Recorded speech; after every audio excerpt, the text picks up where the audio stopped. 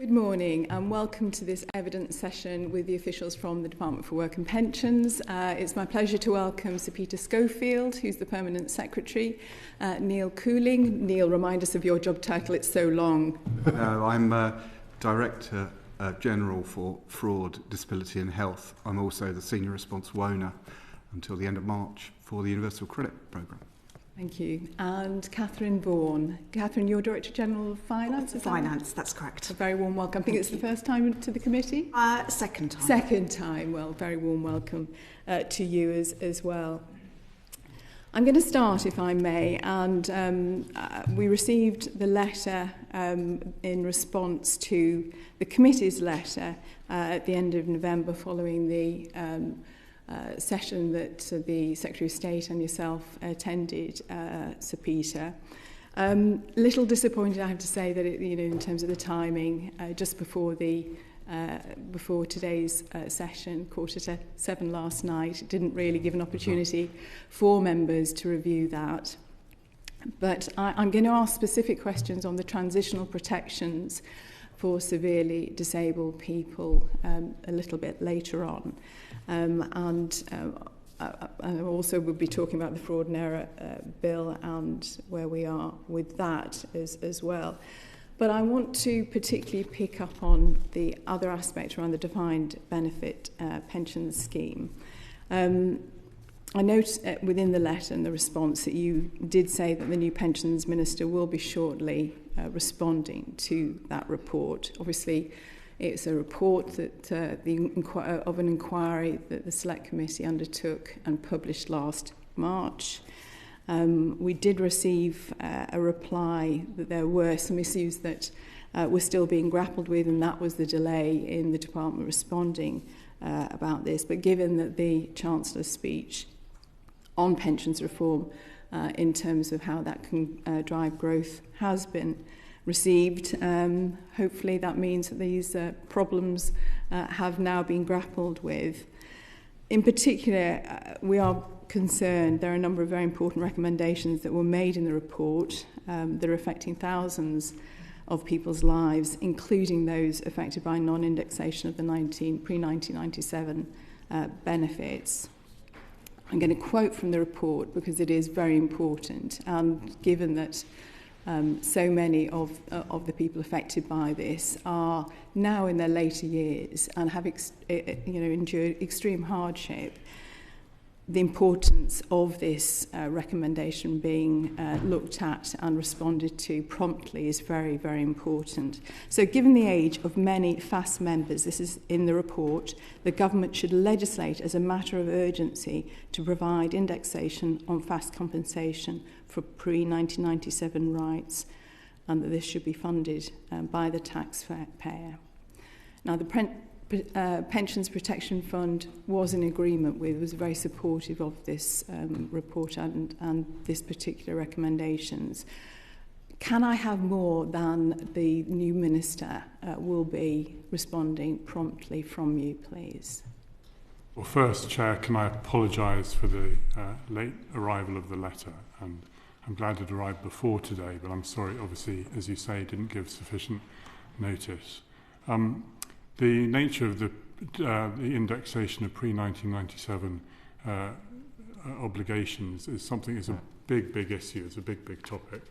I fear I'm going to disappoint the committee by not being able to say much more than was said in the letter by the Secretary of State yesterday, because this is a policy matter. As you say, it has fiscal implications as well.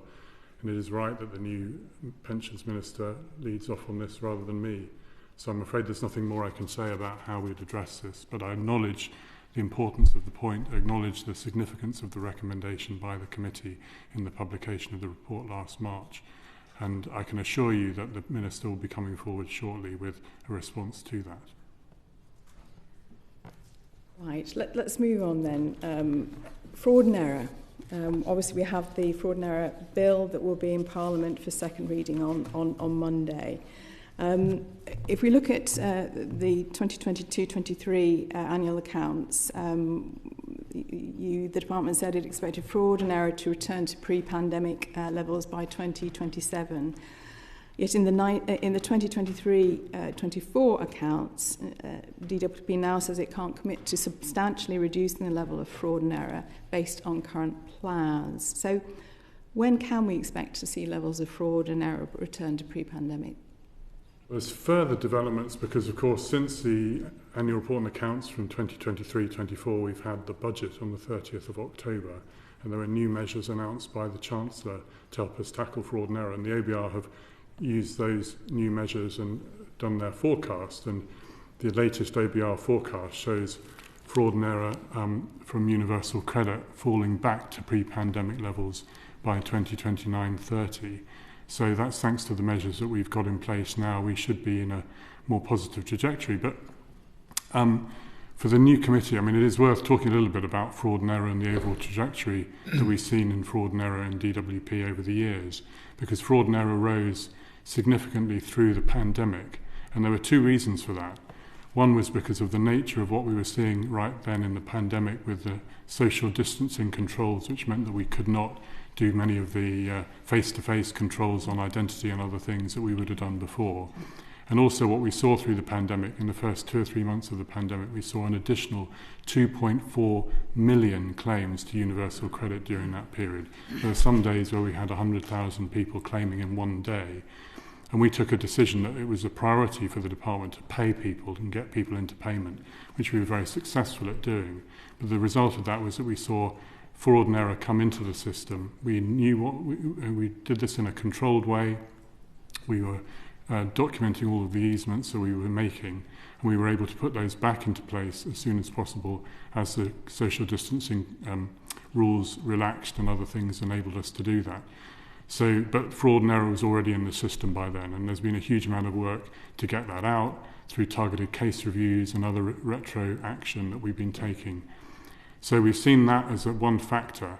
The other factor that we've seen that was almost masked, I think, by the effect of the pandemic was the way that the propensity in the society in general in terms of fraud and fraud tolerance has made a difference in terms of the headwinds that we're running into, and some of those trends have been affecting us. So as a result of all of that, and we've reported on this in regular annual report and accounts, so you'll be aware, Chair, is that we've been taking lots of action. We this year targeted to take 1.7 billion of savings out of fraud and error in this year alone. But we've been against headwinds, and that has required us to take even further action, as you've seen through the announcements in the budget on the 30th of October. So the positive news, to answer your question, Chair, is that we will be seeing, under current forecast, fraud and error falling back down below pre-pandemic levels over the period of the current forecasting period. Okay. So the Public Accounts Committee obviously have just published their report on this, and they have differed quite considerably in terms of the response that you have given in terms of the prevalence of fraud in society, which I think you've hinted at there. So how does DWP respond to an increased prevalence of fraud in society compared to other countries and indeed in the private sector? Well, we set this out in a lot of detail in the annual report and accounts, actually. So if you wanted to turn to page 97 of the annual report and accounts, got a lot of detail about how we've worked through this. How does it compare, for example, with the fact that fraud is actually decreasing in banks and building societies? Well, the overall level of fraud in the reporting period in society as a whole was estimated to be up 11% year on year. So in the DWP's report? No, this is fraud in society more generally. So fraud in benefits was actually flat in that period. So actually we did pretty well considering the drive is up. And if I might quote the NAO, which is, and they inform the latest view from the NAO is that social attitudes in the UK on fraud indicate the difficult context that government departments are operating in to reduce fraud and error. The words of the NAO, not mine. So I think the attitude that the PAC originally expressed on our arguments about propensity, I think has taken some shift as they've seen the data from the banks, from the insurance industry, in terms of shoplifting. We set a lot of it, the PAC asked for, we set a lot of this out in the annual report and accounts. As I say, fraud is up 11% year on year, for the last 2 years in society generally, in social security benefits, it's been flat across that period. If you look at page 99 of the annual report and accounts, it shows fraud offences reported by CFAS over the period looking back since 2013-14, and you'll see that general trend upwards.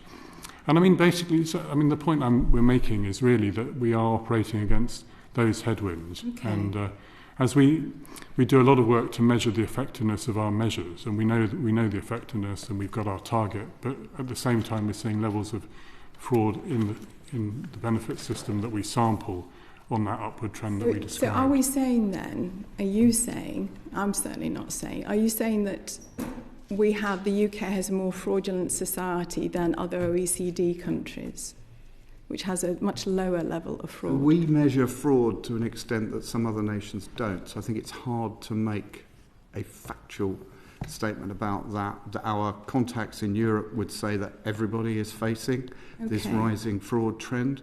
But I think what we're kind of saying a bit back to you, politicians collectively, is that this looks like a societal challenge. And if the banks were here, insurance companies who I meet regularly about these issues, they are really worried in their sectors about what's going on there too. They're bringing theirs. They've already brought theirs down to pre-pandemic levels, so that they have a decline. I've got figures here. So going forward, then you're saying that the NAO thinks that people, human beings, citizens, were 8% likely to commit a fraud. So it's 8% fraud rate in the country. That leapt in the year in question, so the last year they measured, to 12%. So you might find a sector who can say, yes, we have had some success here, but the general trend in society, and the University of Portsmouth have tracked this across a whole series of kind of interactions between citizens and different institutions, and it's up everywhere across a period of time from 2011. It's up the most in the benefit system. So what we do is we report on the CFAS data, we report on policing data, we report on British social attitudes as well. I mean, all of this we brought together into analysis, really responding to the wishes of the predecessor committee and the PAC to be more transparent about this in the annual report and accounts. So we've got a number of pages setting out the basis for this. But the point I want to get across is this is not where we want to be, which is why we're taking all this action. I'd love to talk more about the action that we're taking to get this down. And as I say, the OBR forecast is now forecasting that fraud and error will now come down, despite making assumptions of a 5% year-on-year increase in the underlying level of fraud and error in the economy. Despite that, we are going to be seeing fraud and error coming down as a result of the really tough action that we're taking as a department. Okay. So going forward, you mentioned the NAO. In terms of the NAO recommendations around setting targets for individual benefits and targets with longer-term horizons, is that something you're supporting? Yes. I mean, what we've said in the past is the reason we haven't been able to do that is because we saw this uncertainty about what was going on in terms of underlying fraud and error in the system. And we wanted to set a target that we had confidence we were doing that against a stable baseline.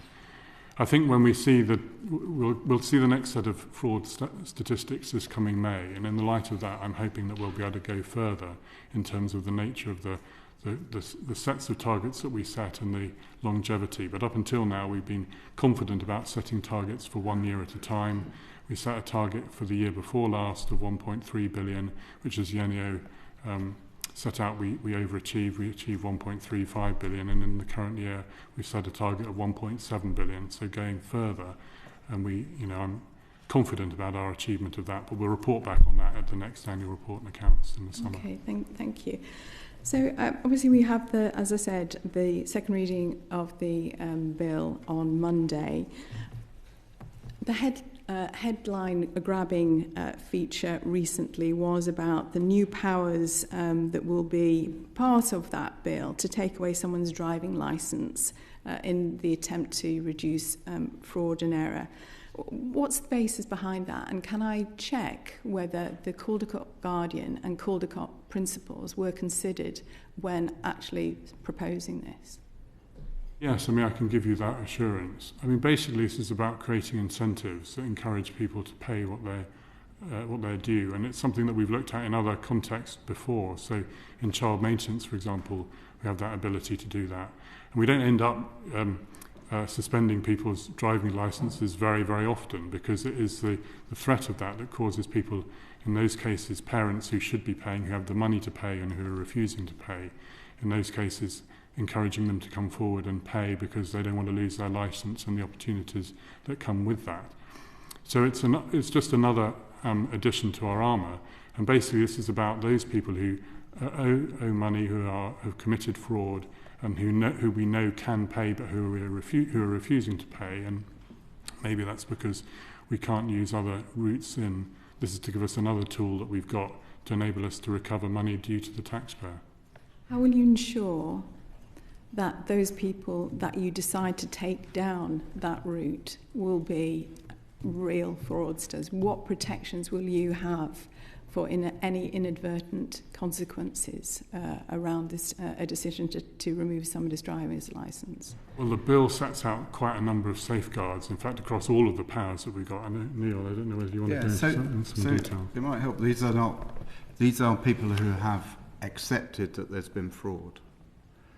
They accept that they have a debt to pay that money back to the taxpayer, and they are not paying it back. Okay, and what the bill provides for, it's the various powers you mentioned, driving licences, or being able to go to somebody's bank account, which HMRC can do now for tax debts where people are not paying their tax debts, is that we give the opportunity for people to pay this money back. So this is not like we go straight to these powers.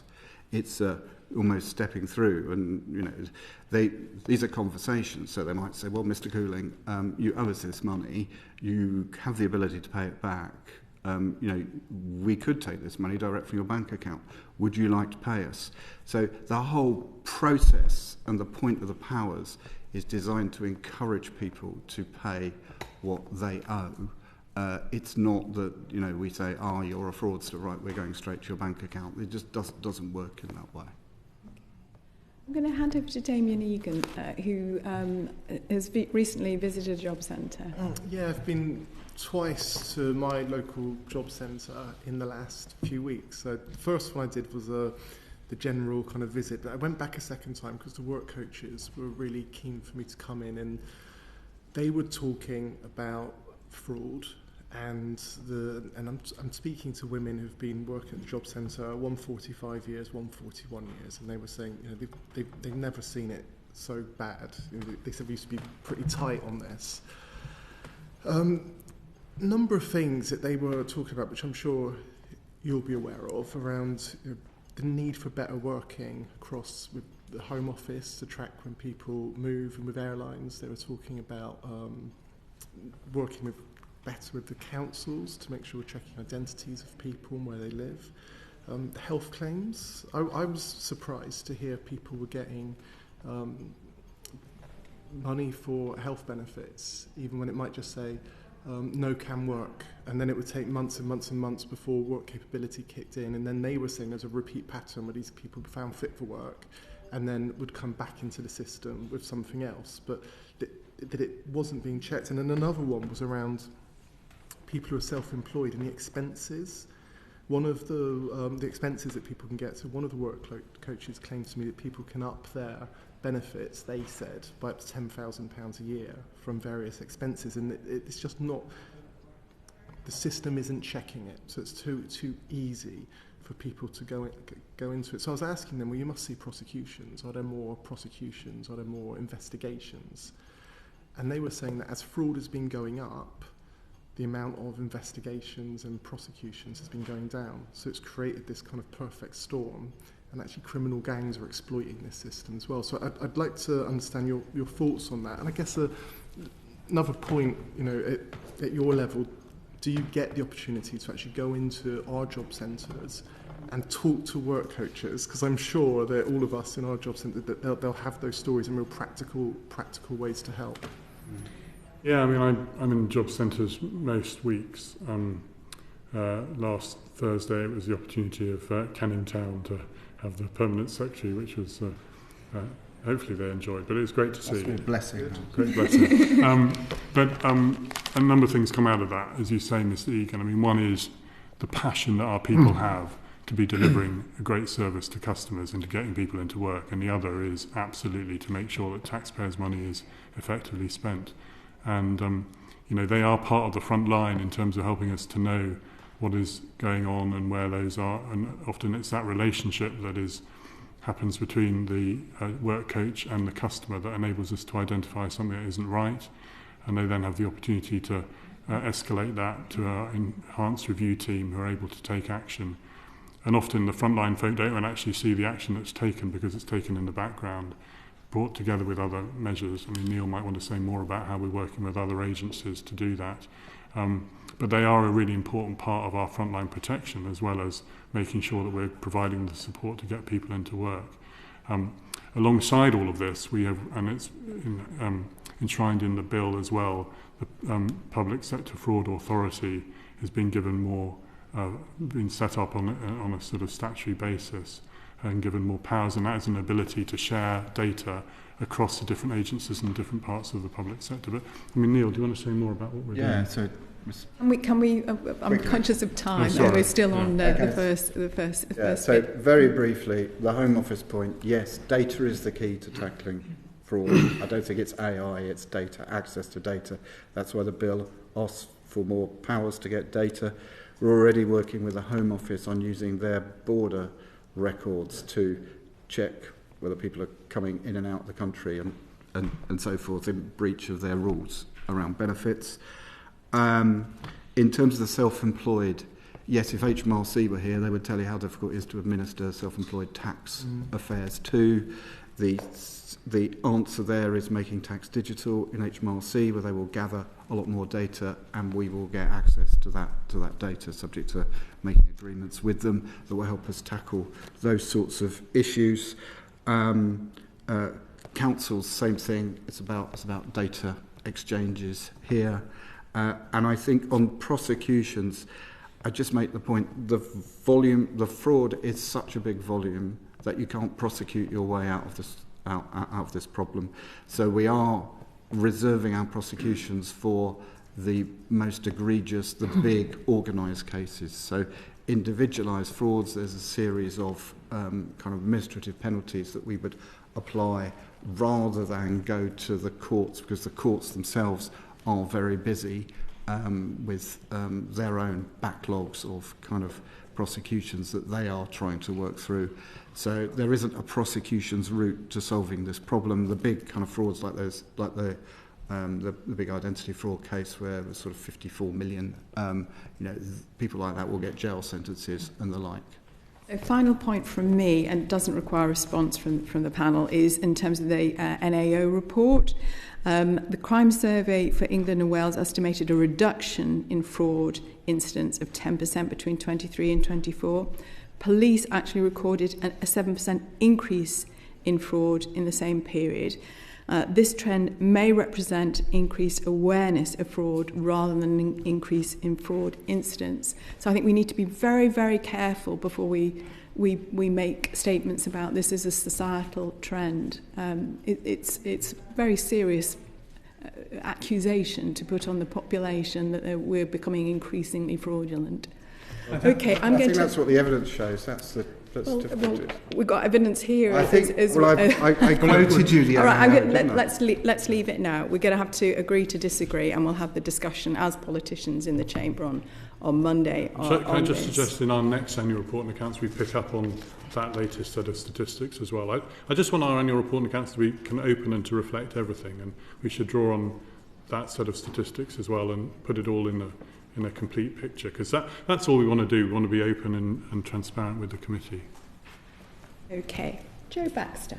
Thank you. And so this question's to Neil particularly. So last January, you told us that DWP no longer suspend benefit payments when the claimant has cooperated with the fraud review process, but we understand the enhanced review team might still suspend payments. So can you explain what safeguards you have in place to ensure that vulnerable claimants do not have their benefits suspended?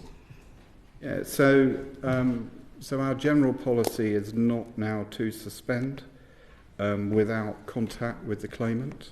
So, assessing their vulnerability, why they might not be cooperating, because some people don't cooperate because of their vulnerabilities, and we know that. There will be situations where we have a suspicion where it isn't possible to contact the claimant, but we think they are, say they're abroad, for example, and they're just avoiding contact with us. So in those sorts of cases, we would suspend the case and invite them to contact us about that issue. But in general, just on first failure to engage with us, we don't now suspend claims. Can I just ask, how do you know that they are abroad as opposed to a vulnerable claimant who's not able to engage? We might have other intelligence, which I don't want to go into in open session. So we receive information from various places in the course of investigations. Okay. Ben Upsajekti. Thank you very much. My question's around AI. And other than humans making the final decision, what safeguards do you have against the department's AI tools leading to biased decision making? Yes, I mean, AI is an umbrella term, isn't it? In this case, we only have one machine learning system model in live running at the moment, and that is for UC, Universal Credit Advances. We are working on other machine learning tools in the background on other areas of loss, such as undeclared living together, self-employment and capital. But the one area where we are using this in live running is Universal Credit Advances, so we can identify risky transactions before they get paid. The point about the way we use it, though, is this is a tool to guide our humans, to guide our colleagues, to guide people to work to identify those cases that need further investigation. We would never do anything to switch off a benefit or not make a payment off the back of just a machine alone. A machine is there to guide people and to guide the way that we work. And we make sure that everything that we do is lawful, proportionate and ethical, and our use of data and technology follows all of those processes. So we have safeguards in place, but the most important safeguard, as I say, is that we don't use machine learning to make any decisions. It is a tool that guides our people to focus in on those cases which have the most risk. If it influences a decision, is that not helping to make a decision ultimately? Not influencing decision, it's helping you identify the cases to look at. And we actually get the model to put false positives in as well, just so that the agent doesn't think, well, just because this has been flagged up, it must be an issue. We put false positives through just so that the agent is always alert. But if you think about the sheer number of cases that we look at all the time, it's a way of just focusing our efforts to basically tease out the ones which are more likely to be of interest and need further investigation. And just one follow-up on that then. Are you able to explain the specific risks in publishing any metrics on delays or bias caused by AI tools that you think outweigh the public interest in transparency? Yeah, that is such a good point. And we've tried to be more transparent in the past. In the annual report and accounts, we've set out a bit more detail about our fairness tests. So we conduct robust fairness tests on the way that our machine learning models work to give us assurance. But up until now, because of obviously what you don't want to do is publish something that gives away the nature of the controls, which then allows people who want to get around them to sort of use that. So one of the things that we're doing, and Neil is leading on this, you might want to say a bit more on this, is try and work out how we can do these fairness tests in a way that is robust and independent, but enables us to write them up so they don't have to be redacted, and it can give more transparency, so we can put more in our annual report and accounts, and we can publish more generally. Yeah, so I've read all of the analyses, and I think it is possible to write the analyses without putting in the information that would aid fraudsters and still give Parliament reassurance, because we agree with you that we don't want the tools to create unfairness, okay? in fact, the redactions working against us, be able to demonstrate that to you, because the redactions use words like bias, but we don't mean bias in terms of prejudice. We mean bias in terms of a statistical analysis, which basically means difference. If you've not done any statistical analyses, you may have done. And so, but that, in the media then looks like, well, they've found bias. That's a bad thing. No, bias is what you'd expect. It's bias to finding fraud. But that's all been redacted before the thing is published. So what we're going to do is we're going to set some standards independent of the teams running this. We're going to then get our analytical teams, so teams not running the system, to oversee the analyses. We're going to produce analyses that can be published. We're going to reference all of that in next year's annual report and accounts, and then publish the actual analyses themselves, so that Parliament can see for itself that there's nothing to worry about here. Or there may be some things to worry about, so because we run these analyses, because the machines learn and they develop, and the fraudsters develop as well, so the machines learn in response to some of that. So we will keep updating those so you can see on a continuing basis whether we found something that we need to address, and we'll be open about that, or we're still confident that the tools are not creating unfair outcomes for people. You want to move on to the next one? So moving on to a slightly different topic, this is on carers allowance overpayments. The department calculates a saving of £15.71 for every pound spent on investigating alerts about carers allowance overpayments. Why have you only allocated enough people to investigate half of those alerts? It was part of a business case that we made to the Treasury to get additional funding, and that was the nature of the funding that we got, and we prioritised in that way. But the good news is, in the light of, obviously we've had the NAA report and other reviews, in the light of that, the government has provided additional funding. So over the course of this next financial year, we'll work our way through all the entire stock of VEP alerts in carers allowance, because we want to get through that. I mean, the key thing to bear in mind, though, and this came out in the NAA report, is it's not like real-time data that we get from HMRC on universal credit, where you can automatically work out someone's entitlement to universal credit based on their earnings data from HMRC.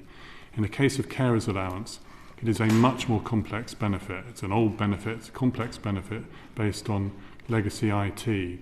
But crucially, what you can do with the when you look at the earnings limit is you're allowed as a claimant to net off relevant expenses. So, for example, costs of respite care, or costs associated with pension contributions, or costs associated with workplace costs.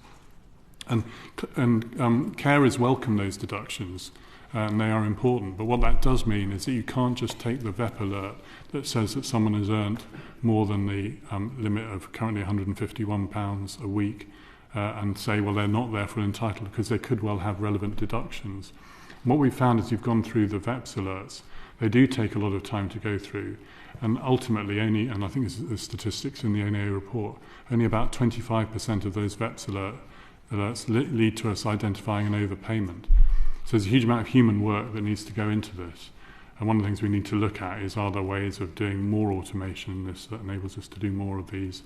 But in the meantime, what we're doing is we're bringing in more people. We've got the funding to do that. So we'll get through the entire stock of VEP alerts. But even going through the VEP alerts that we've done, as the NAA report sets out, we've reduced the number of large overpayments that we've identified, because we've got to overpayments earlier on in the process, before claimants have had have run up larger balances. So it has made a difference. But the key point I want to get across is it is hard manual work, and it is a lot of work that needs to be done around the VEPS alerts. They're not the answer in themselves, but they are part of the answer. We spoke on the previous topic around the use of machine learning to be able to identify which cases should be investigated, but you speak now about how much manual effort it is, and I assume it's simply a sort of a manual task in going through these. But how does the department decide which alerts that they investigate from that batch? It is based on our understanding of what we're seeing in terms of those payments that are those ones that are likely to be the highest overpayments. So what we want to try and do is get in early to avoid people risking significant overpayments. So what we try and do is we try and prioritise those where the overpayment is highest, so we can get in and stop that earlier. And as I say, the NA report suggests that we are successful in reducing, as a result, the number of large overpayments that we end up identifying later down the track. But the crucial thing is you can't do machine learning without the data, and the data is data that we don't have. So we don't have data in terms of respite care costs. Quite understandably, why would we know? We have to ask for that from the claimant. So that's the issue. Where you've got an entitlement that relates to data that DWP just won't have, and probably shouldn't have, we need to ask that from the claimant. That you bring in the more manual process, the need to go to the customer and ask for data and be able to address that and respond.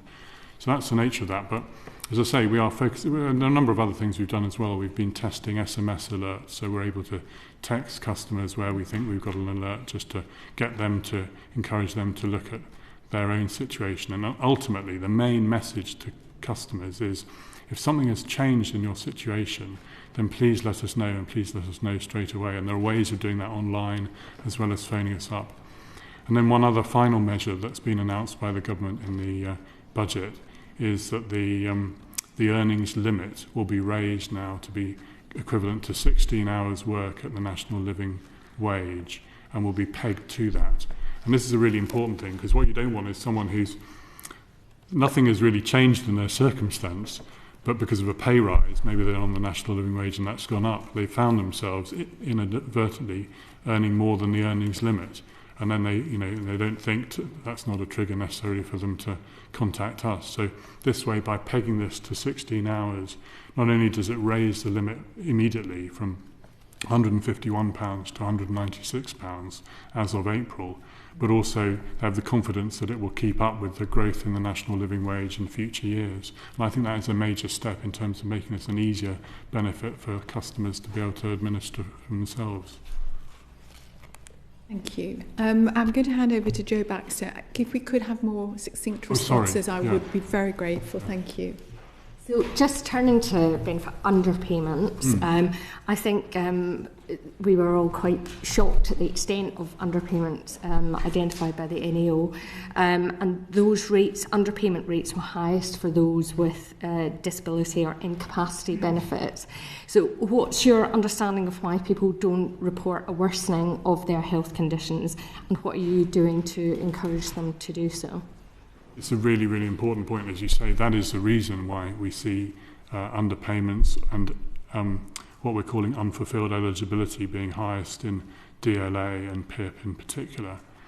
And what's going on, as you imply, Ms. Baxter, in your question, is that people's health circumstances have sadly deteriorated, and they might now be eligible for a higher premium, maybe in PIP or whatever, and they haven't come forward and haven't told us.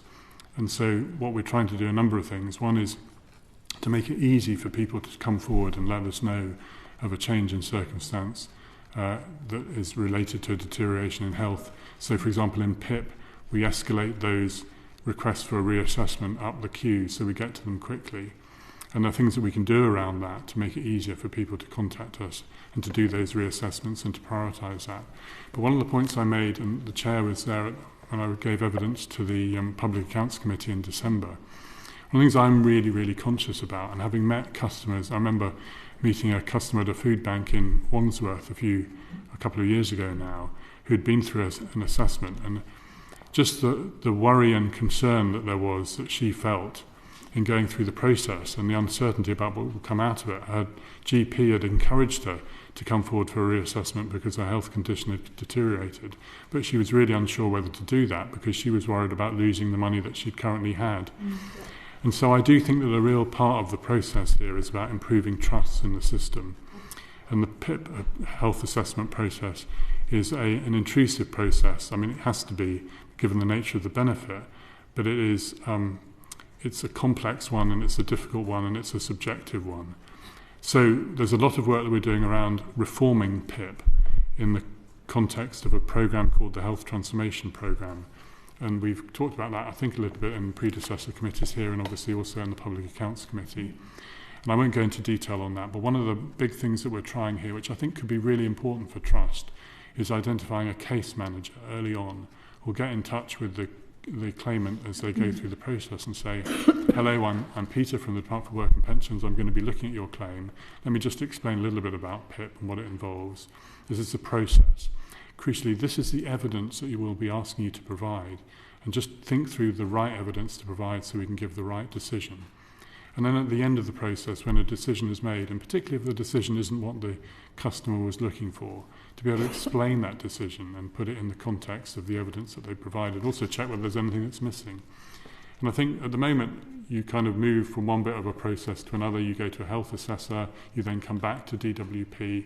There's no one owning the process from your point of view. And I think that has a risk of undermining trust in the situation. And I'm really keen that we should address that.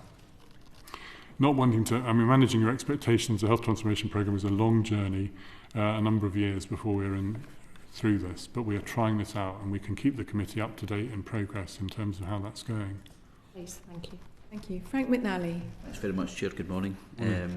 Can I just follow on from my colleague and ask about the underpayments to state pension? Yes. Obviously, this is something that's been well documented over recent years. We have the 3 identified affected groups. We also recognise that there are errors identified within the home responsibilities protections, and that could run up to £1.2 billion in itself.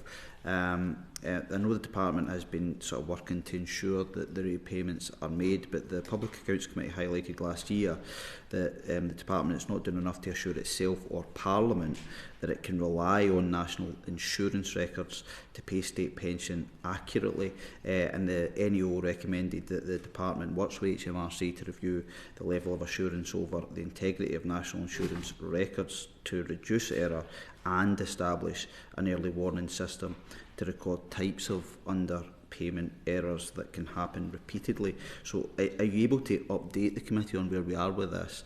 Can you advise what work is taking place with HMRC to date, and when an early warning system will be put in place?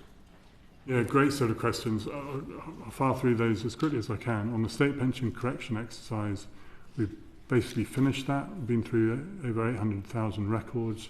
We've ended up paying over £700 million over a 3-year period. I praise the professionalism of the team, because this is real detective work that they've gone through, but they've got there, they've got money to people. I am really, really pleased, because I apologised through this committee to customers for the fact of these historic underpayments, and it was vital that we restore confidence in the system.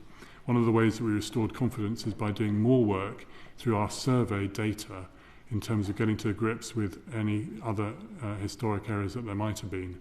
And in doing so, we unearthed the HRP issue that you also raised in your question, Mr. McNally.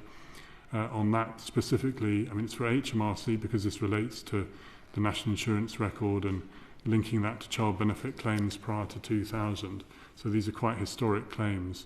But HMRC have been leading the way. They've put details on their website. I think they've had over 400 and almost 500,000 hits to their website. They've written over 300,000 letters to affected people.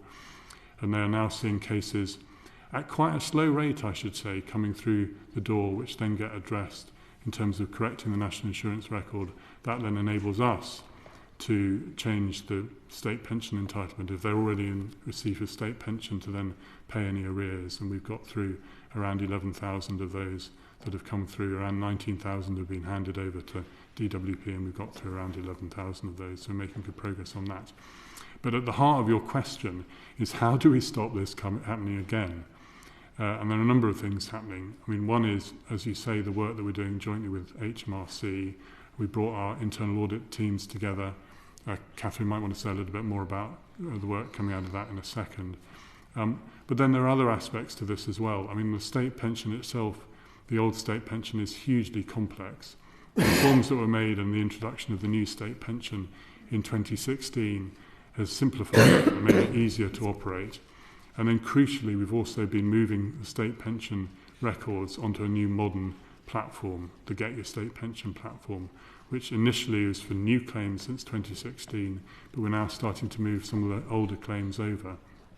And on a modern platform, it enables us to have the facility to scan and analyse the caseload much more effectively to see if we can pick up cases. Because up until now, the main way of picking up cases has been through the normal sampling we do on fraud and error each year, which is obviously a limited sample, whereas on modern platforms we'll be able to do more of a scan. But Catherine, do you want to say more about how we're working with HMRC? Thank you. Yes, probably a couple of things to mention. So we set up a joint oversight board directly in response to the PAC and NAO recommendations back in July 2023 across both departments, and as Peter has already explained, commissioned some joint internal audit work across both departments to look at controls and areas for improvement. I think one example, I think April last year, there was the launch of a new service to enable people to understate pension age, to check their voluntary NI contributions themselves without needing to contact DWP or HMRC, which gives a further opportunity for people to have confidence in the accuracy of the system. And that oversight board is ongoing. Okay, so Peter highlighted there the modern platforms, and obviously we are conscious of that.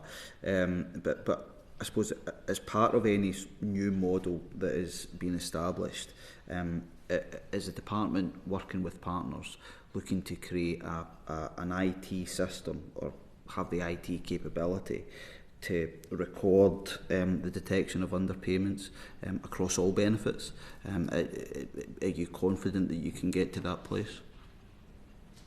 Yes, I mean, as we identify underpayments as we go through, I mean, the crucial thing here, and I think this comes out in the work of the NAO as well, doesn't it, is how do you turn that into something that is in part of the feedback loop that enables us to identify where the problems are and to put them right and address them, and to improve the controls going forward. And we work with the NAO a lot in terms of thinking about how we apply this feedback loop process, so getting data from underpayments and indeed overpayments, and working out how we address controls and processes to improve that going forward. And we're seeing that in quite a lot of our measures, not just the ones we're talking about, the state pension underpayment exercise, but even things like the targeted case review that we're doing on universal credit, which identifies, it's mainly there to identify overpayments, but as we do that, we also identify underpayments, and what do we learn from that?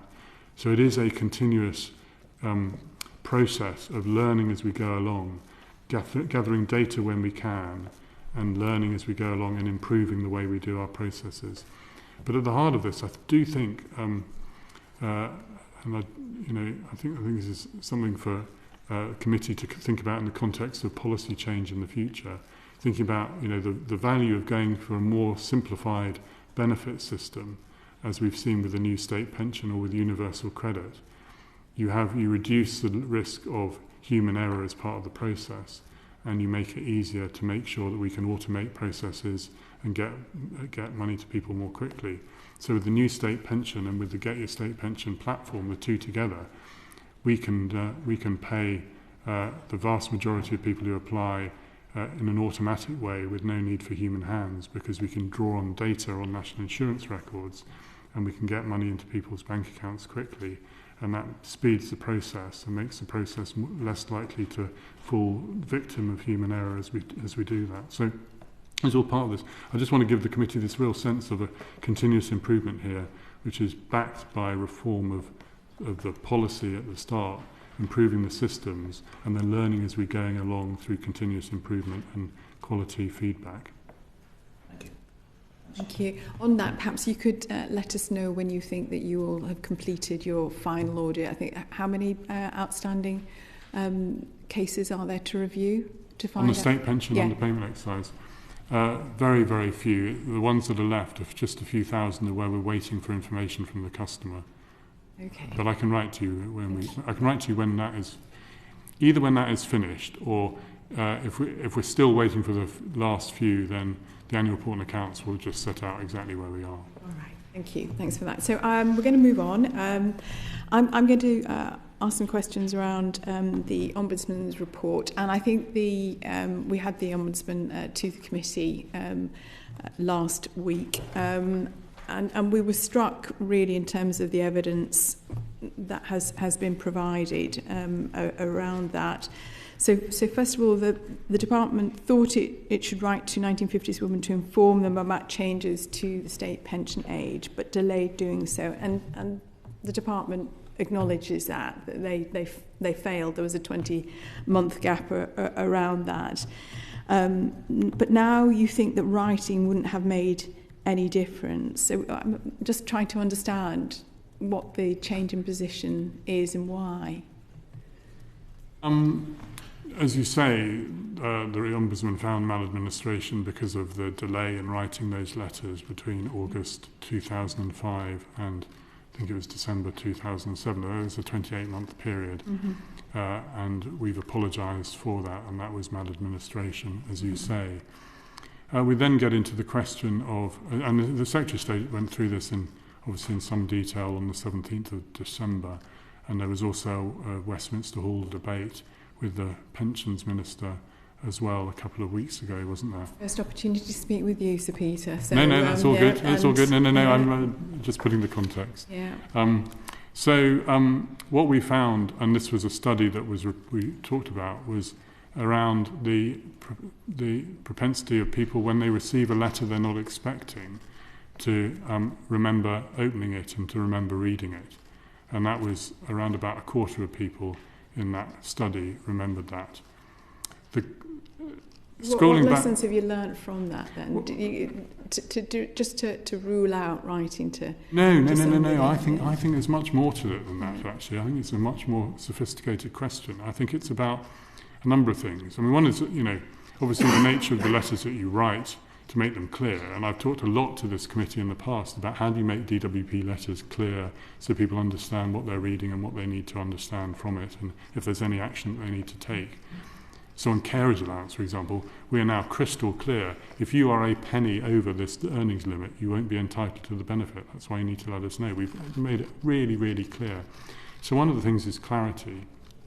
A second is about making sure that you don't just drop letters in from nowhere, that people see the context and they're ready for them. And for me, that then links to where does a letter strategy work alongside other methods of communication? So, for example, more recently, we've written letters to well over 12 million people who are on the state pension to let them know about the means testing of the winter fuel payment. And you might say, well, why are you writing those letters then? But it's in the context of a much wider awareness exercise that we're doing. We're doing a marketing process, advertising campaign called Credit Where Credit's Due. So it's about making... So my point is, Chair, is that alerting to people to the fact that a letter will come, and for people when they get the letter to be aware of the wider context is a really important part of making that letter more effective as a means of communication. So you're not saying then that writing wouldn't have made any difference. You're just saying that the type of writing and any information on the envelope that people might have received, like this will please open, this will affect your state pension, this is a letter about your state pension, that you're acknowledging that would be a more appropriate response. You've adapted how you're going to contact people, rather than saying that it wouldn't make any difference at all. I think in that case, I'm sort of not. I think I'm not seeking to comment on the specific case, because the Secretary of State has gone through that in some detail. And obviously what the Secretary of State was talking about was the fact that there was already quite wide awareness of the change amongst that group to their state pension age. But what I'm just saying is going forward, and I should say we've started work together preparing for an action plan with the Ombudsman anyway in the light of this. But one of the things I'd be keen to work with them on is how do you set the context so that communications are received by customers going forward. That moves me on to my second question, because I think that's very important. I'm pleased that you will be working with the Ombudsman on that. So we heard from them last week, as I mentioned, and it would be helpful to hear more detail from the department about its assessment of different compensation schemes and the feasibility. So although the Ombudsman came up with a proposal, they were quite clear that wasn't the proposal. It was up to the government, the department, in association with the department, about options around that and their feasibility. So what options for other compensation schemes did the department consider, and did you consider them too difficult? And in relation to that, obviously 6 cases out of the 600 were looked at in the Ombudsman decision. If they apply for compensation, what will you be considering in relation to compensation for those individuals? Well, those 6 were identified as being representative of the wider group by the Ombudsman. So we've no plans to pay compensation to those 6 alongside the decisions that were made by the government not to pay compensation to the wider cohort. I mean, obviously, a whole series of options for a compensation scheme have been floated and been looked at. There was the one, as you say, floated by the Ombudsman of a flat rate of between £1,000 and just under £3,000, reflecting level 4 compensation by the Ombudsman's control framework. There was an approach suggested by this committee's predecessor of a sort of flexible payment sort of set according to the age of the claimant, of the customer. There have been other suggestions about writing. What did the department think? What did you get to consider any compensation? Well, the problem with that, so the problem with the first is that it is flat rate, and you end up compensating people who would have known, because most people knew about change in the circumstance. The problem with the second is that it has the risk of reflecting the impact of the policy, but this wasn't about the policy. This is about people's knowledge of whether the system was going to change and what their opportunity was to make different decisions. So it doesn't actually meet the objective as identified by the Ombudsman. And the problem with then a self-assessment made by the customer is that that's obviously relying on people looking back over 20 years, and the department have no way of verifying that. So there seemed difficulties with all of those different routes, which is why the government, in the context of, yes, it was maladministration, but disagreeing in terms of injustice on the basis of the effectiveness of letters and the fact that most people knew about the change to their situation anyway, and then a whole set of other issues raised in by the government at the time in terms of fairness and the ability to use taxpayers' money effectively, all led to the conclusions that the Secretary of State set out on the 17th of December. I think for fairness, I think many women would disagree that they did know, but I'm going to hand over on this to John Mill. Thank you, Chair. Just following up on some of those points. So, as you know, the suggestion that the letters wouldn't have worked anyway was a major part of the Secretary of State's reasoning in not offering compensation. Is there any? It's a remarkable claim, because letters as a form of communication were used and are still used by every area of government all the time. Is there any special reason to think they're less effective in pensions? Has that reason ever been given in any other example to explain or to justify not paying compensation or other action? I think this is in the context of the number of people who knew that their state pension was going up anyway at that time. And the question is, given the study that was done in terms of the proportion of people who could remember receiving and reading a letter that they had not expected. I mean, that's the crucial point, as I said in my answer to the chair. All of that sort of adds to the question of, if we had written those letters 28 months earlier, would it have made a significant enough difference to count as injustice and to take you into the context of talking about remedy? And in that context, the government's view was that it did not, as the Secretary of State set out.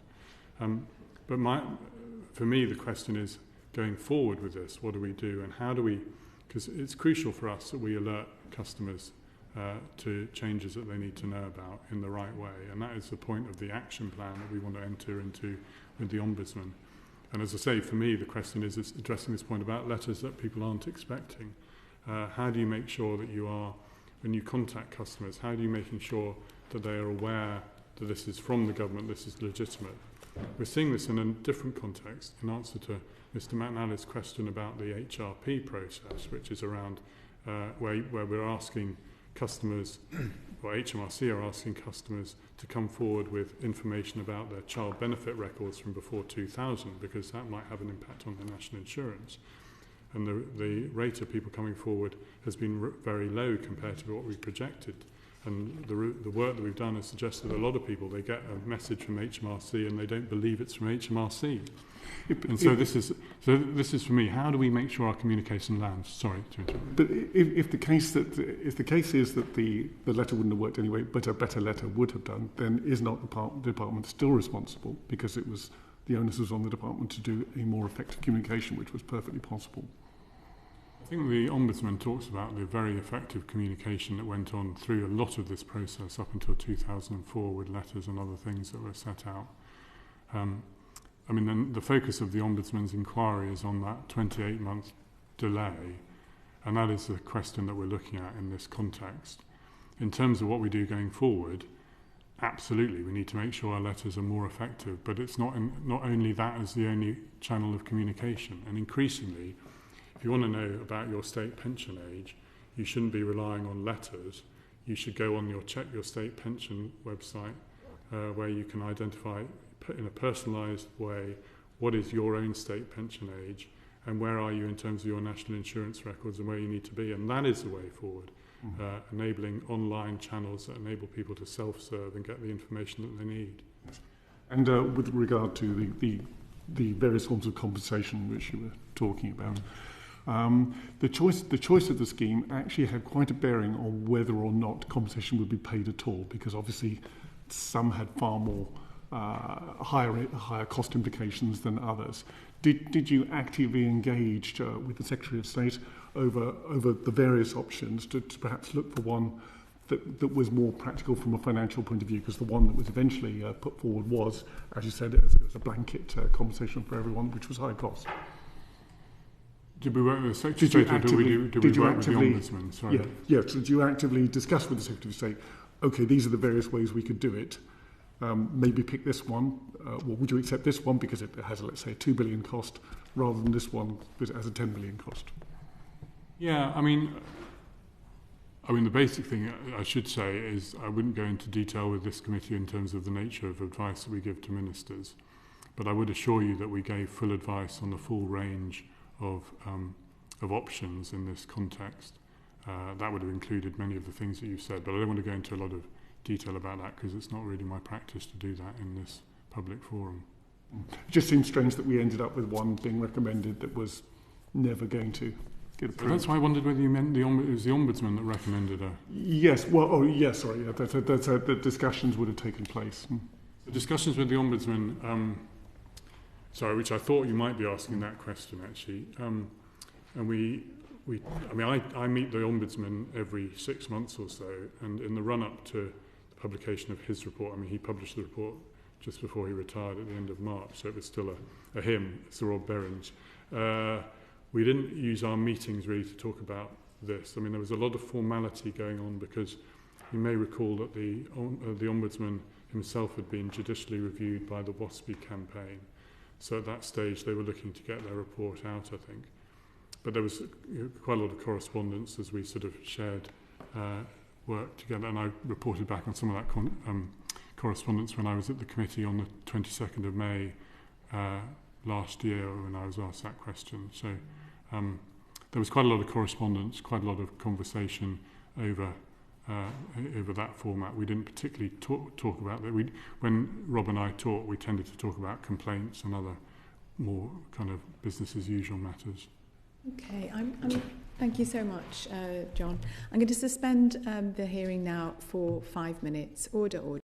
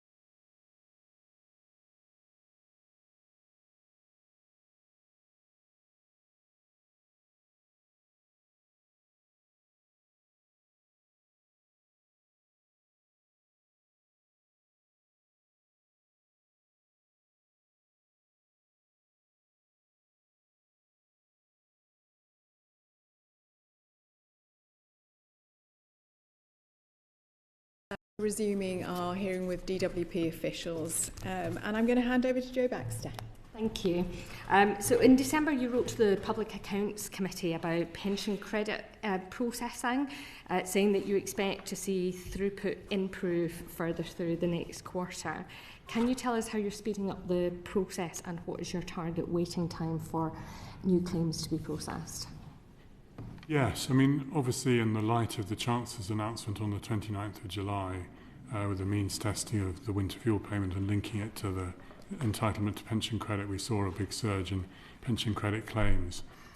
We basically report on a regular basis. The next set of statistics are on the 27th of February, but the latest set of statistics showed that in the 16 weeks after the 29th of July, we had a 145% increase in claims to pension credit. So that's the context. What have we done about it? Well, we have obviously wanted to build capacity in pension credit processing. I have to say, this is not an immediate thing. I mean, we started with 320 people on processing. We brought an additional 500 people in, and we have those people in place as of the end of December, and we're recruiting a further 60 over the course of January as well. But it doesn't have an immediate impact because pension credit is a complex benefit to administer, so we've got to train folk up.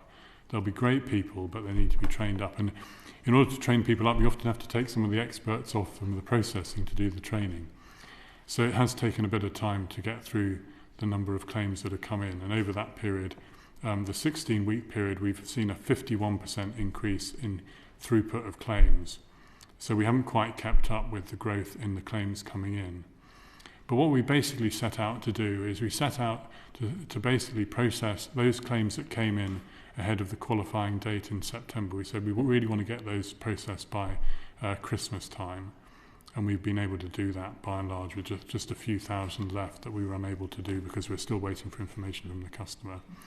And we're now working our way effectively through those cases which came in the run-up to the 21st of December, which was the cut-off date, because you can backdate entitlement to pension credit 3 months, and so you would still therefore be entitled to the winter fuel payment. So really our focus has been on trying to make sure that everyone who's entitled to the winter fuel payment gets that money in the winter period and has the assurance to be able to put their heating on and respond as a result. So we're now working our way through, making good progress, working our way through the claims that are coming in, that came in up until the 21st of December. Obviously, claim numbers have now dropped considerably since the 21st of December, so we're rapidly catching up. We'll publish the latest data, as I say, on the 27th of February. I think that will show the head of work coming right down over that period.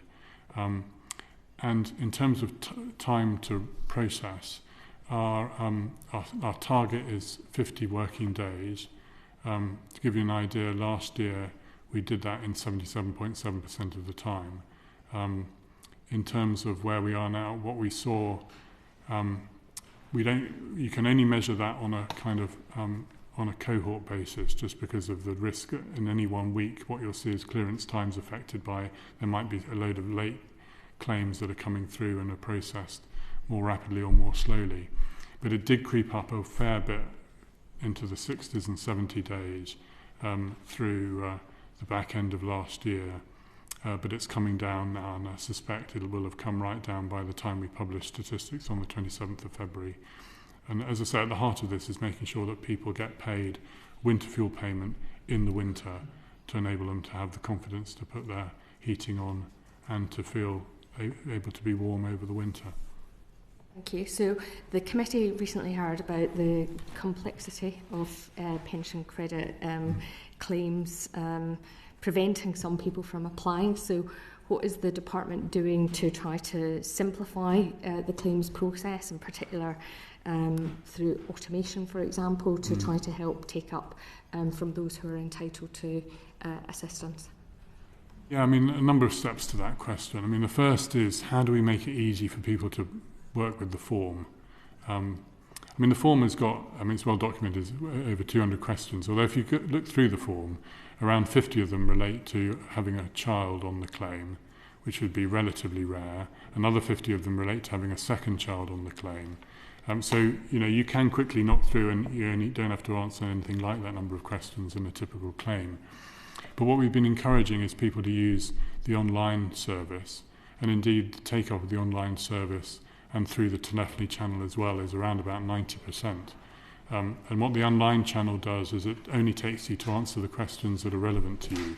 So if you don't have any children to record on the claim, or you don't have a disability, then you miss out whole sections of the questions, and it takes you through in a more streamlined way. And by and large, the surveys we do don't suggest that the difficulty of the claim itself and the form is a big reason for people not claiming, but we know we can do more on that. You're talking then about, well, what can automation do to make the process easier?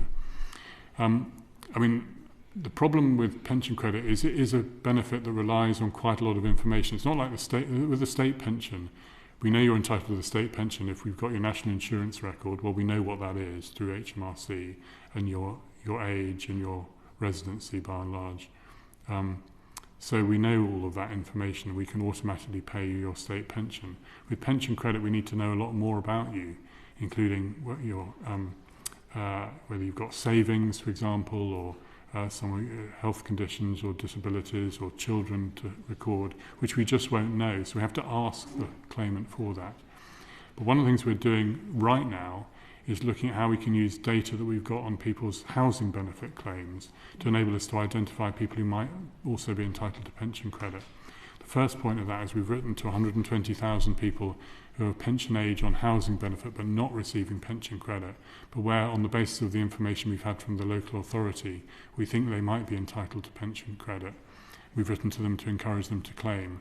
And we're then putting that into business as usual. So now every time we get an upload from local authorities month by month, we're able then to contact people and say, look, we think you might be entitled to pension credit, please claim. And we're going to go further than that. It was being announced that we're looking at how we can bring together pension credit and housing benefit for pensioners into a single entity. So when you apply for one, you can automatically be assessed for the other as well. That will take time to develop. There's a lot of technology that has to go behind that and data feeds and such like, but we're going to be starting work on a discovery on that over the course of the next year or so, and we can report back on progress. What's the timescales around that, Sir Peter? Well, we've got some funding to do a little bit of work in 25-26 with a view to then seeing where we are. I think by 2026 we'll have a view about where we've got to on that.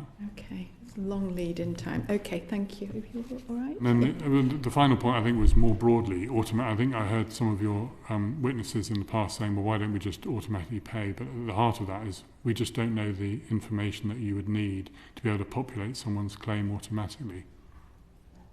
Lovely. Thank you very much. Peter Bedford. Thank you, Chair. A couple of questions on staffing and resourcing and then going on to your major programmes. Yeah. So the first is around consultancy services. So last year I think you spent just shy of £20 million on external consultancy services, which was a significant increase on the previous year. I just wondered what your take was on whether the department has the right skills internally to deliver your various programmes. I'll bring Catherine in 1 second for a bit more detail. I mean, the point I would make is it is a very small proportion of our total staffing costs of 3.9 billion. And the way we bring in consultants and temporary staff is to fill specialist skills gaps that we can't fill or where there's an immediate need to build capacity. And we're always looking to build our capacity in-house to grow our own skilled workforce and to fill temporary staff roles and consultancy staff roles with permanent staff whenever we can. But Catherine's been leading a lot of work on that. So do you want to say more? Thank you. So I think that spend figure on consultancy includes both the core department and our arm's length bodies. For the core department, the spend did increase in 23-24, but from quite a low base, and in total, I think is 0.1% of our total expenditure. Part of that increase, and we will continue to see an increase in this area, is the expenditure we're incurring on behalf of 4 government departments as part of the Synergy programme to implement our new ERP systems. And so that we are incurring on behalf of Home Office, DEFRA and Ministry of Justice, but all of those costs come through DWP's annual report and accounts, and that's the biggest reason for the explanation for the increase in the core spend. My question wasn't necessarily a critique. It was just to understand the model that you're pursuing, whether you were wanting to have those internal expertise within the department, or you were using a co-source arrangement using experts outside, which may be the right course of action if you want to do that. So there are times at which bringing in consultancy support is incredibly valuable, when we have one-off complex projects where we wouldn't normally expect to have a permanent resource, and then we will also bring in temporary resource, so contingent labour as well. At times where we do have skills shortages in particular areas, 90% of our contingent labour resources in digital skills, and I think the government last week did set out in the State of Digital Government review some of the challenges that we face in terms of digital skills. The department does have a really good track record of recruiting people into our digital services. And we did actually include some information on this in our annual report and accounts last year. So our digital recruitment hires increased by 26% last year.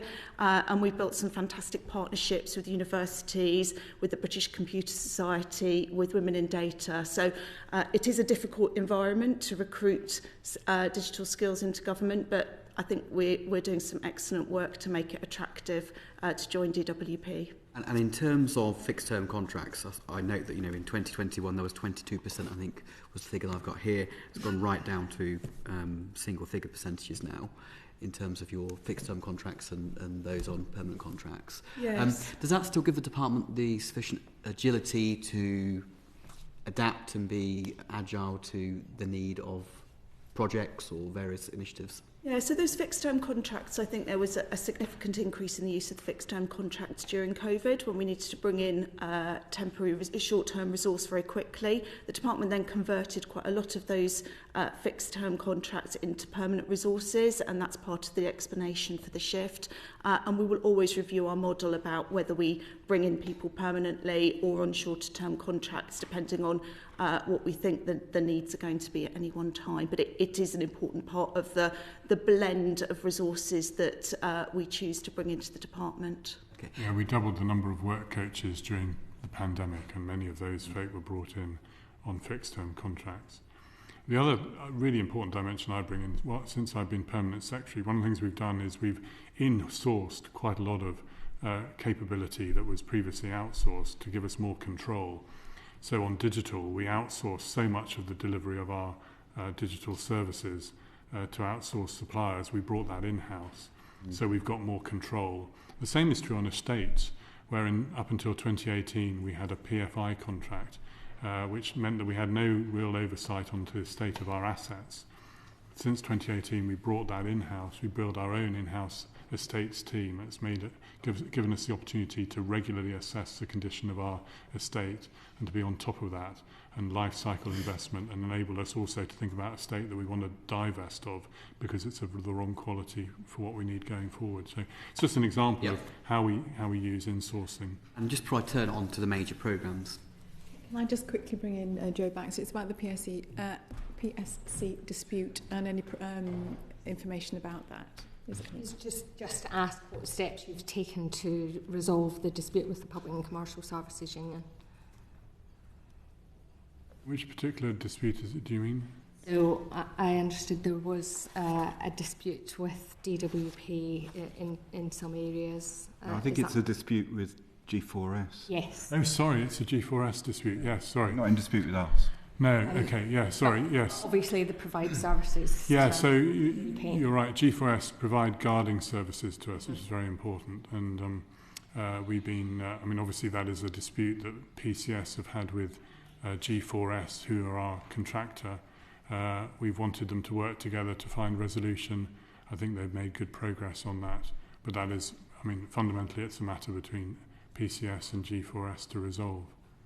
Obviously, it will impact on the department, though, if it's not. So I'm just wondering if there's anything else that the department can do to try to help facilitate a resolution. Well, you can imagine that there's work that we're doing behind the scenes to encourage the two parties to get together and resolve their differences. It matters for us intensely, but we're not a party to the dispute. I hope you don't mind, I don't want in public to go into the detail of that, but that is for them to resolve. So you'd like to write to us on that. Back to Peter. Turning to the major programmes, we've seen uncertainty about expected costs and benefits of a number of your major programmes. Are you satisfied they're going to be delivering the value for money that they should be? Yes, I mean, they're all in a different position. So universal credit is well in advance. We're in the final phase. Final weeks. And I mean, this committee and the PAC have regularly reviewed progress on universal credit, costs and benefits. We can get into more detail in terms of the assessment of the economic benefits, if you like, but that's an area where we've been talking. We think there have been very significant benefits from an economic point of view, and the administrative savings are absolutely huge coming out of that. So that is kind of overachieved in many ways. The other programs are at different phases of development. You've got the health transformation program that I talked about before, where they've made good progress, particularly the year just gone where they signed contracts for the new provision of the functional assessment service. That was a big moment for them. Could go into more detail on that if you like. So some of the programs I'm interested in are the service modernisation program, which is an 11-year program, the workplace transformation program, which is a 10-year program. I mean, to me, coming from the private sector, that just seems a massive time frame for those types of programs when you have FTSE 100 companies, large banks doing massive transformation programs in probably half that time. I just wonder what your take was in terms of delivering the benefits of those programs, because clearly 10 and 11 years is a long time. Yeah, but you have to look at the scale of what we're doing, where we start from in terms of, in many cases, legacy benefits. In some cases, such as universal credit, the start of the programme involved legislation and policy design. And then you've got, at the end of the process, you're moving many, many hundreds of thousands of customers across, often from one system to another. So, for example, universal credit would be an example of how long this process takes. It started in 2011. We're due to finish in 2026. But by which point we'll have gone from 6 benefits into 1. We'll have changed the nature of the financial incentives through the system to give a financial incentive to work at every stage in the earnings stage. And we'll have ended up moving something like 8 million people from one set of benefits to another in a way which avoids anyone falling between the cracks. And the difference between us and many, I'm not going to speak for every commercial entity, but for many commercial entities, we are the safety net. We're there for people. What I cannot do is rush something through with the risk that someone misses out on benefits because we lose them in the process. So, for example, as part of the reform of the state pension at the moment, we're moving 12 million people from an old legacy system that was built in the 1980s into the Get Your State Pension system that we talked about earlier in the hearing. I could just rush it. I could just say, well, just overnight move everyone over. But I don't want to do that. I want to do this carefully, trying it step by step to make sure I don't make any mistakes. I think the one programme, just finally, Chair, is the Synergy programme. Obviously, that the public finances are in a very challenging state, and clearly identifying those synergies and working with the other departments to deliver more immediate reforms and changes. I think that should be a real priority. Could you elaborate further on that and when we'll start to see the benefits of those? That absolutely. So that's, for colleagues who don't know, that's a process where we're working jointly with 3 other government departments, 3 other big government departments, the Home Office, Ministry of Justice and DEFRA. And this is putting in place back office services to run our payroll, our HR systems, our financial reporting systems, our procurement systems, bring them all together. And there's a lot that goes on to that. It is in part a technology programme, so we've just procured together, we've been through the business case approval in August. We've just procured together a technology partner in also in August. And we're now at the process of trying to procure a provider of the shared services business support alongside that as well. We're in a process where we brought new leadership in to run the programme as of this month to take us through to the next stage. And there's a lot to be done, and it is complex. The other thing I was going to say, as well as being a technology programme, it's also a programme, picking up on your point about wider efficiencies, about trying to drive standardisation of processes. And that is really important. How do we get more interoperability between government departments so we've got more flexibility and can drive out savings? In a way, I'm the lead accounting officer for that, and in a way, that is one of the things that I think is most important but most difficult. Because you're saying to people, well, you know, report on HR in a standard way. No, we've been reporting this way forever. No, but to get the benefits, you've got to change the way you do it. Or, I mean, Catherine could talk about the finance side of things, which is equally complex. I mean, do you want to say anything about standardisation of finance? Well, I mean, we probably don't have time, but anyway, it's it's not. I mean, so what I would encourage the committee to do is you hold me to account on synergy amongst others. It's not just about these milestones in terms of programme delivery, and we're on track on that at the moment, but it's also around how are you driving get the real benefits of this from standardisation and changes in the way that we work, cutting through Whitehall silos so that we get those benefits of interoperability across all 4 departments. And that's probably the point I would draw out. Thank you. So my questions now are to Mr. Couling in relation to managed migration. Yeah. You look delighted there, Sir Peter. It's like, sit back and watch. Good fun. So in terms of managed migration, that, as you just said, we're literally on the last few weeks in terms of the managed migration and transfer of people from legacy benefits onto universal credit, focusing now on the most vulnerable group. So what are you doing to ensure that those people on IB, ESA and other incapacity benefits are encouraged and supported to transfer to universal credit? Yeah, I mean, we've been at this for a little while now. We started in September calling people to claim universal credit through the migration notice. They have about 3 months then in which to make an application. Is that by writing or other means? It's by writing. Okay. Because it's the only way in the legacy system we've got of contacting people. Okay. Obviously, when they make contact with us and they make a universal credit claim, then they're on the new modernised service. Mm-hmm. It might surprise the committee, but we've already got about 100,000, just like a tad over. Out of how many? Out of 900,000 ESA people onto universal credit. There's only about 9,000, as of I looked last night, there are 9,660 people still left on income support. Many of those have vulnerabilities, and about 3,000 on universal on job seekers allowance, sorry, and about 28,000 left on tax credits. Those are down from highs of like 4.5 million on tax credits. When we started this process, there were about a peak 1.5 million people on income support. So you can see the numbers have really come down. The importance, as you've reiterated in my many appearances before this committee, Chair, is around vulnerability. So we have an enhanced support journey that if people do not respond to our migration notice and they're on ESA, we do not switch off their entitlement to employment support allowance without attempting further contact. We send text messages where we have text, we have phone numbers.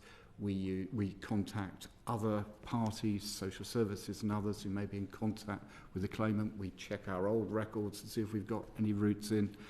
And if none of that works, we then offer a visit and we try and visit the claimant. That we developed with the stakeholder groups, so they worked with us on all of that. And they are very happy with that approach. But we also try and learn from the experience.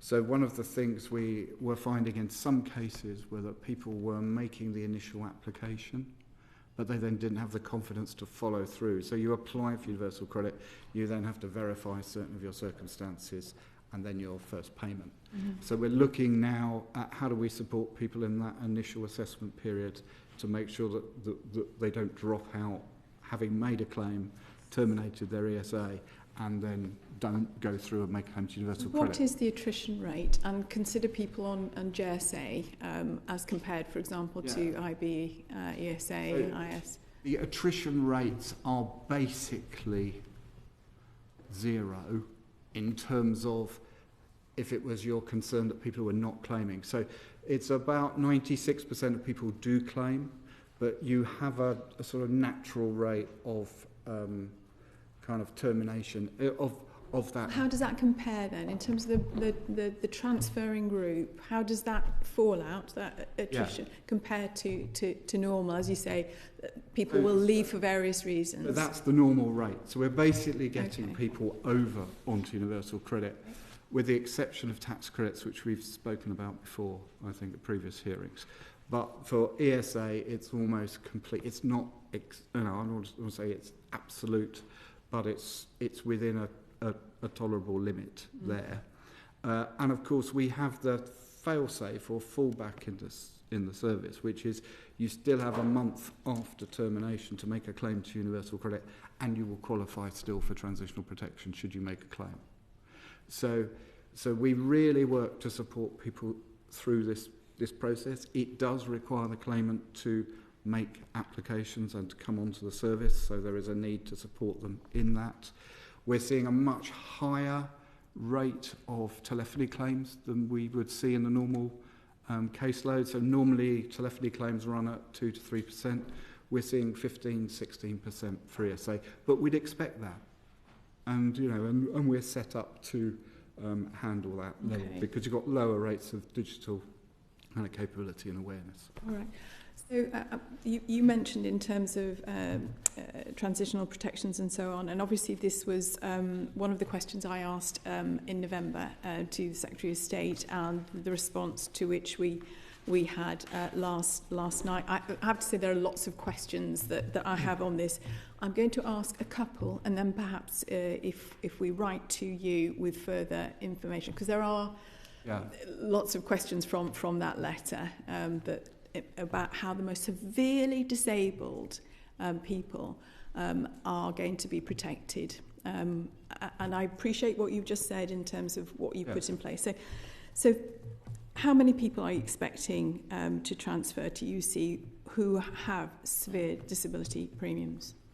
So we assume in our forecast that everybody who has, who was on ESA, subject to the normal turnover, makes it onto universal credit. What number is that then? So we think, it's about 900,000 ESA cases that were remaining back in the summer of 2024. Okay, and how many of those 900,000 then have so far asked? Because you have to apply. Yeah. You're having to apply. So how many have applied for transitional protections? Nobody has to apply for transitional protection. Well, that's the letter said it's not automatic, and you do have to apply. So you have to apply for universal credit, but then transitional protection is then calculated as part of your claim. You don't have to make a separate claim for transitional protection. Right, I will recheck, obviously, in the short time that I had last night receiving the letter and being able to speak with you today. It's about a recheck the wording. I was going to say in terms of the eligibility, because that was also going onto your website and looking at what transitional protections and the eligibility and so on. How do you establish eligibility? Essentially, transitional protection works by looking at your previous total benefit income under the legacy scheme, comparing it to your entitlement under UC, and if there's a difference, we top your UC up to that level. Okay. How long does the process take, and what does it involve? So they apply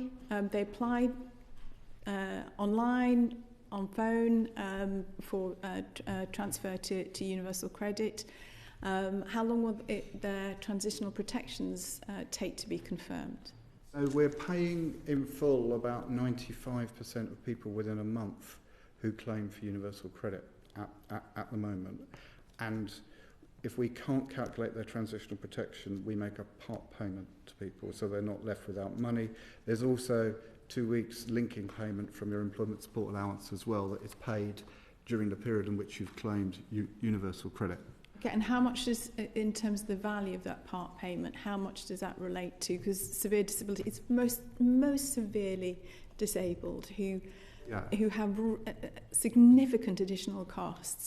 So how much of that part payment reflects? I think it's about 51%, 55% of people are better off on universal credit who were on ESA.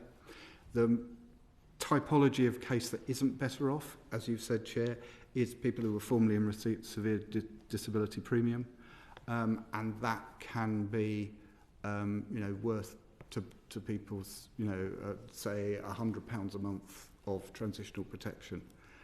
It varies by case type, so it's hard to say there's a typical amount.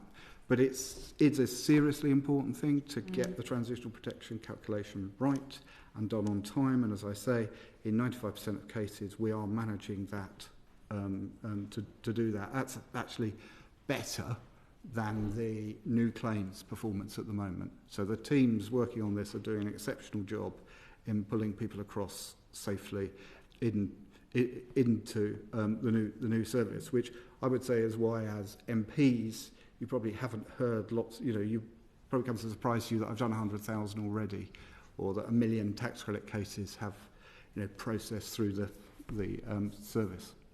Okay. Thank you, Chair. You'll remember that you told our predecessor committee that the pension dashboard available point, which is when the public can access their dashboards, was perhaps not so very far away. How far away would you say it is now? Well, the Minister gave a statement in October setting out the latest stage. I mean, the history is that we put the programme into reset at the beginning of 2023 in order for us to review the progress of the programme, to bring in new leadership and to replan. And the result of that was the announcements that the Minister then subsequently made to the House of Commons after that. So where we are now is we've got the final connection date set out as the 31st of October 2026. With the revised delivery plan, we are starting the process of connections in the here and now, really starting in earnest this coming April. This is all about building the wiring, building the plumbing that enables the pension dashboard to work in practice. So between April this year and October next year, we will see that plumbing put in place, so all the schemes, by and large, will be connected up to the pension dashboard by that point.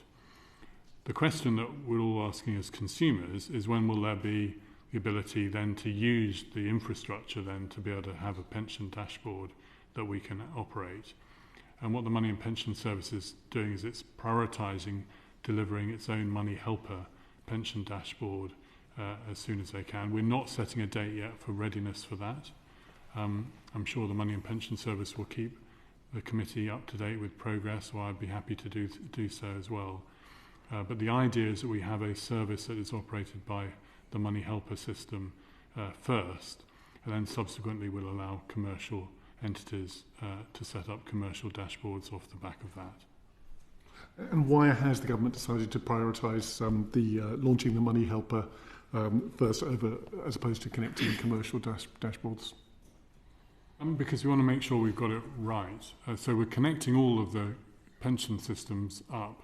The question is, I think we all want to get a service up and running as quickly as possible, and it was felt that the best way to do that would be to have the one run by the Money and Pension Service up and running first, so we can test whether it works, so we can test whether this is delivering what we want it to do, and that the underlying infrastructure works, and then we can be ready to open this up more widely. But the idea is to get a service up and running by Money and Pension Service as soon as we can. It's the way we run projects in government now. I mean, I've been on a one-person mission at a time to get people to learn to use test and learn. It was great to hear the Chancellor of Lancaster recently making a speech about reform, talking about test and learn at the core of it. It's the key learning from universal credit. You go slow, slow, slow, and then you go faster at the end of the project. So the pensions dashboard is in this process of learning, keeping it small, spotting errors, debugging, and then when you've done that, you can then expand. You wouldn't consider doing something like letting people onto it access by age, oldest first, as a way to, as you say. Well, you've got a system, and then you've got a connection challenge, and then you've got a user challenge. Yeah. I think you probably do both. So I don't want to preempt anything the Money and Pension Service want to do the way to do it. Mm-hmm. But my advice, if they ask me, would be to stage both the take-on of users as well as the take-on of schemes. That way you find out problems when they're small enough. I didn't just start with universal credit at volume. I spent 2 years probably frustrating ministers and others by going, slowly from their perspective. But it was all about learning and debugging so that when I did go big, like we are now, it's going well. And that's what I've commended to any projects working within the DWP and beyond into government. It's the way to do things. Which brings a really important point, because you might ask me a question about what have we learned from the process of the pension dashboard and going through reset. One of the things that we have done through the reset is put a bit of oversight over the pension dashboard into the change portfolio board within DWP, so we can bring in some our own expertise into this, and gives me independent kind of scrutiny, because I think one of the problems in the early days of the pension dashboard, it was being delivered by an arm's length body, and we were sort of holding the arm's length body to account, but we probably didn't have enough of an assurance that they had the skills and the capability to be delivering. And now, with this programme being overseen by the Change Portfolio Board, which up until recently Neil chaired, it gives us the opportunity to bring DWP oversight, as well as opportunity to bring DWP colleagues in capability, particularly digital. I put my previous Director General for Digital, when he stepped down from the department, he then stepped in to lead the work within MAPS on the pension dashboard to give us a degree of a lot of comfort that was being run effectively. So there's some, you might want to get into learnings for the department in terms of how we oversee projects delivered by arm's length bodies, but that would be one of them. I might, but we don't have time. So finally, to really have an impact, the dashboards will need to link to the money platforms people already use. What tests will need to be met before you can allow commercial dashboards to connect? Okay, well, so it gets on to your earlier question. We want to know that it works in a managed way, which is why the Money Pension Service will be using their Money Helper service to operate. And I think they'll want to know that it's working for different types of schemes, for different types of users in an effective way, and that the plumbing holds together. I think they want to have comfort that it works and can be made to work before bringing others in, and putting much more volumes down the plumbing. Need to test that the plumbing is working effectively. And it is complex if you think about the number of schemes that we're connecting together. It's a novel process. I mean, I think it will be absolutely brilliant when we've got it to work, and will help to link people to lost pension pots and give people much more comfort and ownership on their pension savings. But we need to get it right so that we can give confidence to customers when it finally is opened up. Thank you very much. Thank you. Frank McNally. Thanks very much, Chair.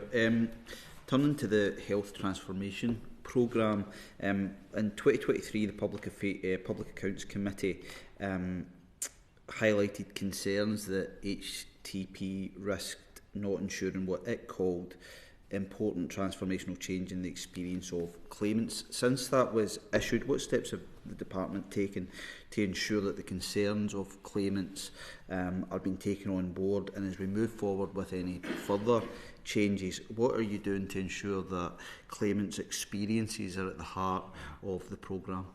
That's a good point. I mean, that goes back to what I was saying in my answer to Ms Baxter earlier. This is at the heart of what we're trying to do, trying to improve the experience of customers. As I said earlier, the programme hit some major milestones last year with the signing of the new contracts for the functional health assessments. But as we go into this year, so we're seeing more work as we roll out new ways of working to different parts of the country. So we've got these 2 health transformation areas where we've been trying new ways of delivering the service. So, for example, I talked about case management as one example of that, but also having the health assessor sitting alongside the case manager in the one building, so we're able to kind of learn as we go along, and questions are sort of addressed in the here and now. And with Health Transformation Programme, as with everything else that we do in transformation, the user journey is incredibly important. So we work with user communities to help us, not just stakeholders but customers, as we do this in a very small, controlled way. You know, we try something, case management. When is the right time for a case manager to get involved in a case? The earlier the case manager gets involved, the more expensive the service is to offer. But maybe that is just helping create that sense of trust that customers wanted, to get that call early on as you make the application as opposed to later on down the track. So it's a sort of example of different things that are being tried in different ways, and as we do it, as we test, so we see what the customer reaction to that is, and whether that's something that's worth pursuing and rolling out, or whether it's something that's we will try and not want to take forward. I mean, Neil, you might want to say more. The thing is, you have hypotheses. Yeah. Okay, about, well, I'll construct the system like this, but what you do is you then bring the user in, the customer, and you see what they're understanding, and you see how they behave with it. And they very often don't behave in the way in which you hypothesised. This is what we found over and over again with universal credit. So, for example, I rejected a recommendation from the PAC, which is a big thing to do and gets us in hot water, Peter and I. But I rejected it because the users had already said that's not what we want. We won't understand that. It wasn't the PAC's fault. I'm not critical of them. It was a well-intentioned recommendation. So it's things like that. You've got to get into the detail here with people, see how they experience the service, and then be open enough to adapt it. It's pretty much your first thoughts are probably wrong is a rough rule of thumb I have with many of these big transformation programs. Again, that's why you take time, small numbers, test and learn. If I do anything after my time, 10 years running universal credit, to say to everybody, please test and learn. It is the way to avoid big mistakes and harms to our citizens, which is not what we're about. And just one quick follow-up. There have been criticisms that have been levelled about the level of spend without an accounting officer assessment. That was highlighted by the PAC as being not acceptable, and the department committed to addressing that last year. Can you advise when a revised business case will be produced, and will it include an accounting officer assessment? Yeah, it's very soon. I'm sorry it hasn't come now, but it is imminent as soon as we have the approval to publish it, but we'll do that very, very shortly, hopefully within days. A time span for that imminent? He said days. Days, right, okay. Days. Okay, thank you. I was going to say civil service, in the spring or something, but... Yeah. He really means days. Thank you, thanks. Okay, maybe a matter of weeks rather than moving the goalposts. I know, okay, but yeah, certainly before Easter, and I would hope to be much before that. I'm sorry that hasn't been published already. It is ready, pretty much ready to go. Okay, thank you. Thank you. Damien Egan. Thank you, Chair. I have a question around, obviously we all know about the increase in number of people on health-related benefits, and that's projected to increase further. House of Lords Economic Affairs Committee did a kind of short study, and as part of that, there's this UK household longitudinal survey, and that says that there hasn't been, health benefits have gone up, there isn't an increase in number of people who are ill and sick in the general population. So I'd be interested to know kind of what your thoughts are behind that, and what's causing this drive. Yes, I mean, I think there are a number of things going on there in terms of, and I read the study with interest, and I think it's difficult to see whether there's a link or whether there isn't a link. I think what they're saying is they're not seeing the same increase in certain aspects of interface with the health system, but we're certainly seeing those numbers coming in through into PIP and ESA. So we've seen a 58% increase in claims to PIP, and pretty static in terms of the proportion of those who are assessed as being eligible for the benefit. We're seeing people coming through the door who are eligible for PIP and that support, and so the connection to the health service is a difficult one, and this is something we need to keep looking at. But what it does bring in is a question about, are we delivering health and disability benefits in a way that has the right impact in terms of supporting those who most need it, but also encouraging people into work and encouraging people out of economic inactivity and into work? How do we encourage people to stay in work when they develop a health condition? And how do we help people as they navigate the benefit system not to be encouraged to talk about what they can't do and be encouraged to talk about what they can do, and for the benefit system to encourage that? Which leads me to a lot of, how do we respond to the House of Lords report and other things that are going on? Well, we've got a green paper that the government will be launching on health and disability this side of the end of March, so before the next OBR forecast, which is the 26th of March. So at the end of March, we'll see our green paper being launched. That will set out the government's proposals for how we could reform the system going forward. Alongside that, we've got the launch of the Keep Britain Working review group led by Sir Charlie Mayfield, that was last week, which is looking at how employers can work with us to help people with the adjustments to help them stay in work when they develop health conditions. And what we're really looking at here is how do we really support economic growth by reducing the number of people in our country who are economically inactive and bringing them closer to the labour market. And related to that, then, there's a lot of work we're doing with local areas to connect the employment support provision with other types of support so that we work in a tailored way around people's needs. So all of that is intended to address the fact we're seeing this continuing rise in people claiming health-related benefits, and this persistently large number of people who are economically inactive, to a large extent because of a health condition, which has got a detrimental impact on their lives and their prospects, as well more broadly on the economic growth. Ask about the PIP assessments, because my understanding is before COVID they were face-to-face, but now overwhelmingly virtual. I think October 24 I've got just 2% were done face-to-face. Is that having an impact?